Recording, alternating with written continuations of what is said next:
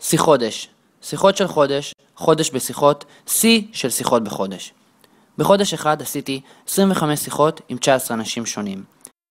דיברתי 837 דקות, שהם כמעט 14 שעות, שהם מעל לחצי יום שרק דיברתי. בחודש אחד שיתפו אותי, ימי הולדת זה בסה. צעקו עליי, תלמד לשחרר! צחיקו אותי, למה אתם מנעים לטלפון בשירותים? ואמרו לי דברים די הזויים. בסוף הסתובבתי עם הסיני הזה איזה שעה. אפשר להגיד שהשיחות היו די עמוקות. כל השיחות היו מעל 3.5 במדד הדמיוני שאני המצאתי.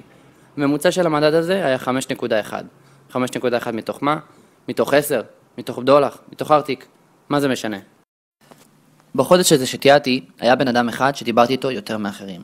וזאת אביטל. אוף, נתקעתי בחיפה, הוא ממש כעס עליי. מסתבר שגם אביטל אוהבת לדבר הרבה. זה טוב שיש פנטזיה, האילוסטרייטור לא עובד לי. אחרת, סתם דיברנו 4 פעמים בממוצע של 23 דקות לשיחה. ומהשיחות שלי עם אביטל, הבנתי שכשאתה לומד עיצוב, גם ככה 75% מהשיחות שלך יהיו עם בנות.